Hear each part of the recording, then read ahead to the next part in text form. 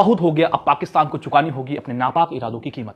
अब बूंद बूंद को तरस जाएगा पाकिस्तान। जी हां साथियों, जम्मू कश्मीर के पहलगाम में हुए आतंकी हमले के बाद भारत की कैबिनेट की सुरक्षा समिति ने पाकिस्तान के खिलाफ 5 महत्वपूर्ण कदम उठाने की घोषणा की है। इनमें सबसे प्रमुख कदम सिंधु जल समझौता 1960 को रद्द करना।